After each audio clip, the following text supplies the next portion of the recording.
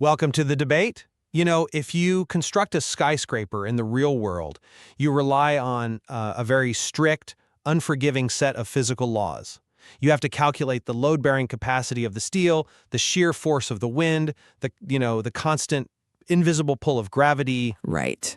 There is no negotiating with gravity. It's completely binary, it's predictable, and it's governed by this absolute framework that just doesn't care about your feelings or your creativity. Exactly. The math tells you definitively whether that building stands up or collapses into a pile of rubble. But when you step away from reality and sit down at a table to build a skyscraper in the theater of the mind. Oh, like, say you're describing a towering corporate monolith in a neon-lit cyberpunk dystopia. Yeah, exactly that. What keeps it standing? Are we relying on a rigid framework of underlying rules and mechanics to give it weight? Or, is that structure kept aloft purely by this shared human imagination of the people sitting around the table? And that right there is the ultimate tabletop tightrope. We're looking at a fundamental divide in how we construct shared fictional realities. Honestly, it's the definition of the central philosophical friction point in game design. Today, we are exploring that exact friction. We are drawing from a comprehensive compendium of RPG theory, blogs, and system analyses to unpack the eternal struggle in tabletop RPG design between rules-light systems and crunch, and that broader philosophical divide of narrativism versus simulationism. Right. The classic debate. Right. So I represent the position that mechanical complexity, or crunch, along with simulationist design and robust digital tools, provides the necessary framework for true player agency and world immersion. And I represent the perspective that rules-light systems, narrative-driven design or narrativism, and raw human imagination create the most compelling and authentic tabletop experiences. So let's just start by laying out the foundation of why mechanics matter. From my perspective, a believable fictional world absolutely requires a consistent internal logic. Like when you have detailed rules, you establish the physics of the universe. Okay, but physics for a fantasy world? Yes, because the players know the boundaries, they know the costs, and they know exactly what is possible. Take a system like Pathfinder 2nd Edition. It has been beautifully described as Grandmaster chess played with fireballs, and that is because of the tactical complexity. Well, but does chess inherently make for a good role-playing experience? I mean, chess is a puzzle, not a story. It does when the mechanics reflect the reality of the world. Let's look at Pathfinder's 3-action economy. Instead of, convoluted rules for moving, standard actions, and bonus actions, on your turn, you simply get 3 actions. Right, it's streamlined, I'll give you that. It is. You want to swing your broadsword 3 times at a goblin? You can, but the system imposes a multiple attack penalty. Your second swing is less accurate, and your third is wildly inaccurate. So you're basically just missing on purpose at that point? Well, it forces this beautiful, agonizing choice every single turn. Do I risk that third inaccurate strike to try and finish the enemy off? Or do I use my third action to raise my shield, boosting my armor class and ensuring I actually survive the round? That math creates genuine tension. It rewards system mastery, meaning a player's strategic choices matter just as much as their narrative intentions. I hear the appeal of the puzzle. I really do. But the beating heart of a tabletop role-playing game isn't its math, it's emergent storytelling. Strict mechanics, no matter how elegantly designed, inherently stifle that human imagination because they just turn the world into a series of buttons. Buttons? That's a bit reductive, isn't it? No. Think about it. Look at the story now philosophy of systems like Powered by the Apocalypse, or the ethos of the old school Renaissance, the OSR movement. In those games, the priority is placed entirely on player ingenuity over complex character builds. How does that look in practice, though? Without rules for your character's abilities, aren't you just making it up as you go? No, you're engaging with the fiction instead of a spreadsheet. Let's use a classic OSR example. In a highly crunchy, modern game, you walk into a dungeon hallway, and the player looks down at their character sheet. They see a high skill modifier and say, oh, I roll perception to check for traps. They roll a 16, the GM says you spot a tripwire, and they move on. The rules solve the problem, not the player. But that's what their character is good at. Sure, but in an OSR game, you don't have a perception button to push.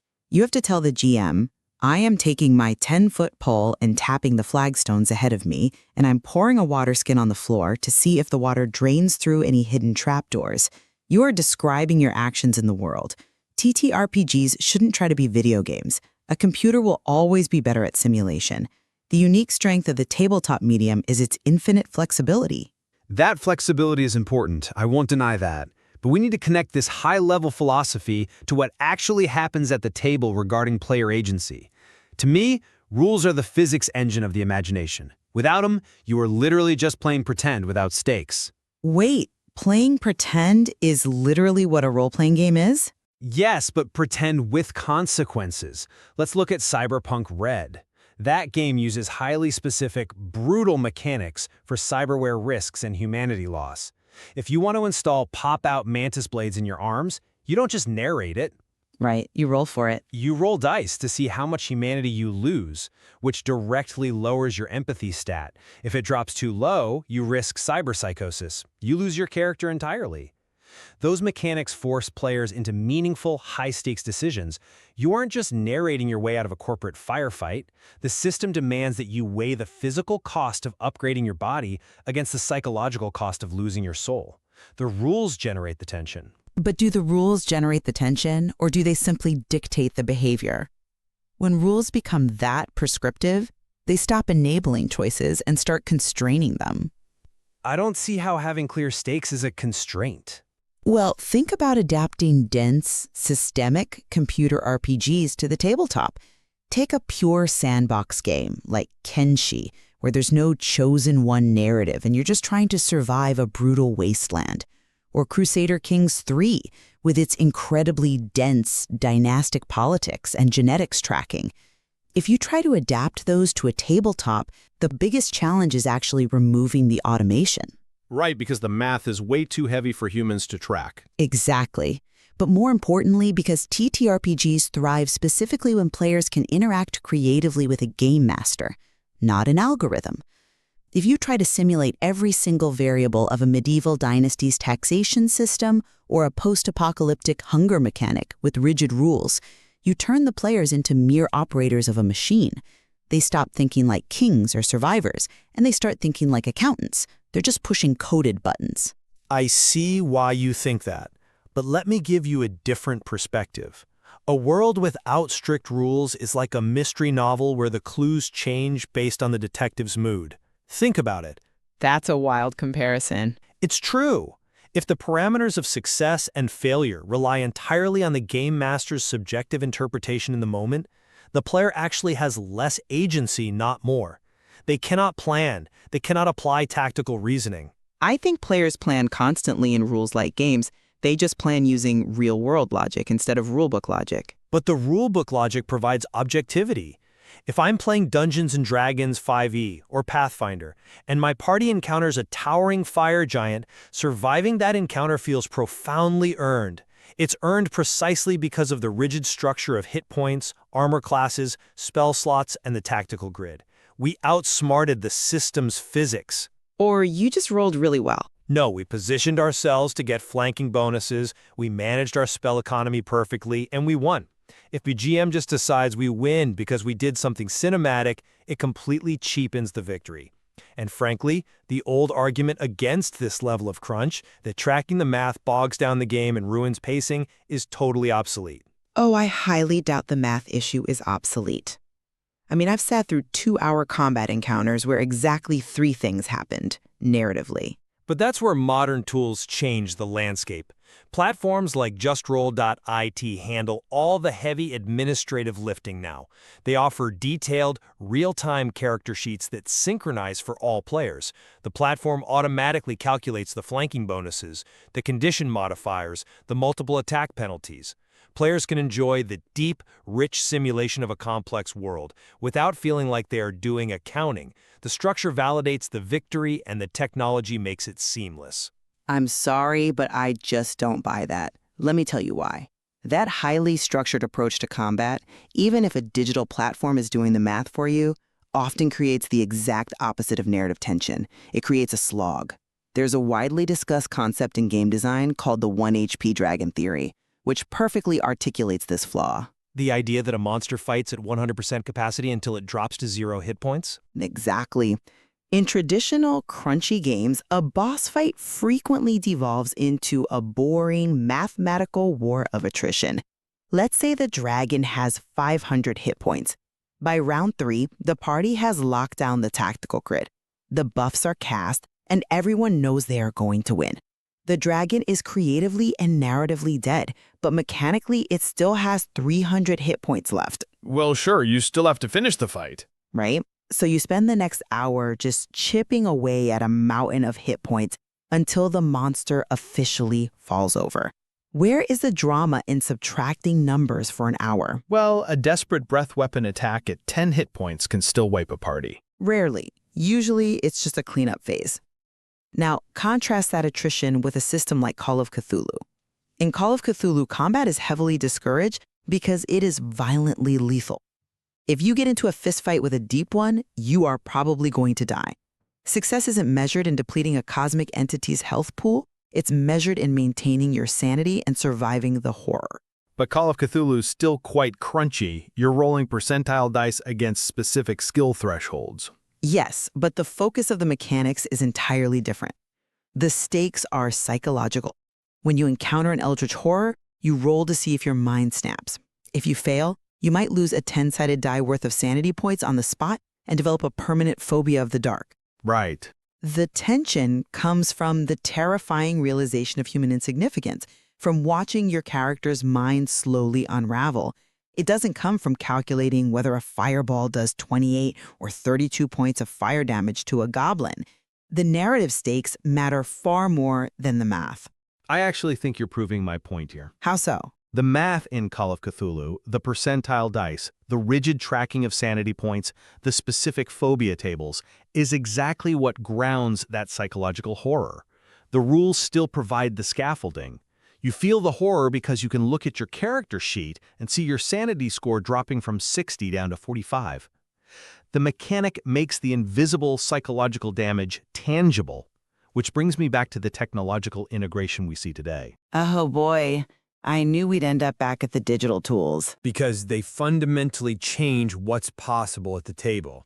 I fully embrace the capabilities of virtual tabletops like Justroll.it. We aren't just talking about automated calculators. We are looking at tools like an AI game master that can instantly generate environmental descriptions, plot hooks, and NPC dialogue on the fly. We have fully integrated campaign management and 3D digital dice rollers. It sounds like you're just playing a video game at that point. Not at all. Look back at the 1975 method pioneered by Gary Gygax. The idea of building incredibly deep, cohesive, living worlds, it required a monumental effort. Creating a 500-page setting Bible feels like a full-time job. Well, it was a full-time job for Gygax. Exactly. But in the modern era, with these automated, intelligent digital tools, a dungeon master can achieve that Gygaxian depth of simulation without sacrificing their entire life to prep work. The technology handles the world's complexity. It tracks the weather, the NPC schedules, the economy, allowing the human minds at the table to focus purely on the high-level strategy and the roleplay. See, I think we need to be incredibly cautious about outsourcing our human creativity to an AI or over-automating the tabletop experience. There is a very real danger of what designers call the board gamification of RPGs. That happens when the mechanics, the probabilities, and the digital bells and whistles completely overshadow the storytelling. How does having a more robust, easily managed world overshadow the story? It's the setting for the story. Because tone is fragile. Let's consider the adaptation of atmospheric, psychological video games to the tabletop space. Think about trying to run a game based on a title like Iron Lung, which is an experience of pure claustrophobic terror, or the relentless, grim brutality of fear and hunger. Okay, both very intense games. Right. You cannot capture the agonizing claustrophobia of being trapped in a primitive submarine sinking into a blood's ocean by relying on an AI prompt to read a description. You can't simulate the psychological despair of a lightless dungeon with an automated digital map. Why not? A good digital tool can play ambient sound, dim the virtual lighting, and manage the oxygen depletion mechanics perfectly. Because capturing that specific tone requires a human game master who can read the room. It requires a GM who knows when to pace the silence, when to let a player's nervous joke hang in the air unacknowledged, and how to understand the specific emotional states of their friends at the table. It relies entirely on the social contract and shared human interpretation. A highly automated platform or an AI simply cannot replicate the subtle, localized human tension that makes tabletop horror actually terrifying. You're outsourcing the soul of the game to a processor. I completely agree that the social contract is vital, but I would argue that automation doesn't replace the game master's ability to read the room. It frees up their cognitive load so they can actually focus on doing so. If I am not spending my mental energy tracking initiative orders for 8 different monsters, calculating conditional modifiers, and frantically looking up grapple rules in a 300-page book, Okay, I'll concede that saving time on looking up grapple rules is a blessing. Grapple rules are always a nightmare. always. And that's why the simulationist framework, supported by smart digital tools, is so powerful. It ensures the world operates fairly in the background. If the players in that Iron Lung adaptation make a mistake and their submarine starts leaking, they need to know the consequence is a direct result of the world's unforgiving physics. They need to know it happened because the pressure gauge mechanic triggered, not just because the game master read the room and decided, hey, it's time for something bad to happen for dramatic effect. The rules provide objectivity, which makes the danger feel real. But objectivity in a fictional world is an illusion.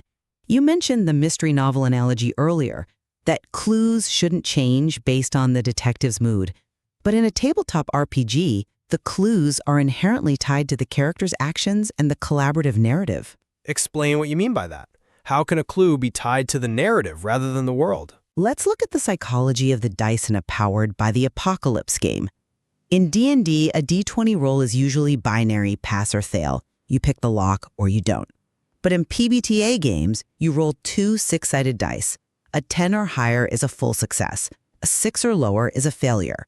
But a 7, 8, or 9 is a mixed success. The whole fail-forward concept. Exactly. It's the yes but of cinematic screenwriting. The rules explicitly require the GM to introduce a complication. You pick the lock, but you drop your tools down the elevator shaft. Or you pick the lock, but the guard hears the click. Which means the world is constantly shifting to punish the players even when they succeed. No, it means the world is dynamically reacting to push the story forward. That is not a failure of objectivity. That is a brilliant mechanic designed specifically to mimic dramatic pacing. The dice in those games are not simulating physics. They are simulating narrative momentum. When you obsess over simulationist mechanics, like calculating the exact blast radius of an explosive grenade in Cyberpunk Red using a grid and line of sight rules, you often bring the cinematic momentum of the scene to a screeching halt just to do geometry. I would counter that cinematic momentum feels cheap if it is not grounded in a consistent reality. If an explosive goes off, the blast radius matters because positioning matters. If the players took 20 minutes of real time to secure a tactical vantage point, setting up crossfire and establishing cover, the rules need to reward that specific spatial reasoning. If the GM just hand-waves the explosion for the sake of dramatic pacing and says, yeah, it blows up the bad guys but knocks you back too, the player's careful tactical decisions are completely invalidated. I think you're prioritizing the puzzle over the plot. And I'm prioritizing the payoff. This is exactly why Crunch is so appealing to so many players. It deeply respects their investment in learning the system. When a Pathfinder 2e player executes a flawless 3-action turn, moving into flanking position, tripping the enemy to apply the flat-footed condition, and then striking for a critical hit that saves the party, the triumph is profound. The game did not hand them a victory for being creative storytellers. They extracted a victory from a hostile, complex, mathematically rigorous environment. That assumes the primary joy of role-playing is overcoming a mechanical puzzle. And I fully acknowledge that for some it is. But for many others, the joy is embodying a character and exploring a narrative space without feeling like you're taking a math test. Let's look at the OSR philosophy one more time. High lethality, yes, but extremely minimal rules. The challenge at those tables is never, can I optimize my character sheet to beat the math? The challenge is, can I, the player, think of a clever way out of this trap using only a bag of flour, a piece of string, and my own wits. But again, you're relying entirely on the GM deciding if your bag of flour trick works. Yes, because that lateral, out-of-the-box thinking is often paralyzed by heavy rulebooks. When players have a list of hyper-specific abilities, spells, and actions on their character sheet, they start treating it like a menu at a restaurant. They stop looking at the fictional environment the GM described, and they just stare at their paper, looking for an approved action to click. Rules-late systems force players to look up from the paper, make eye contact, and engage directly with the fiction. I think it is time we pull our perspectives together, because we're clearly circling the core truth of the medium here. Throughout this discussion, I maintain that mechanical depth, what we affectionately call crunch, provides the necessary scaffolding to make a shared fantasy truly immersive. When you have a rigorous system, especially one supported by smart virtual tabletops like Justroll.it that seamlessly handle the mathematics and administration in the background, you create a fair, consistent world. The rules act as an impartial physics engine, allowing players to exercise true tactical agency and experience the deep earned satisfaction of system mastery. And I maintain that the true beating heart of any tabletop RPG is unconstrained human imagination.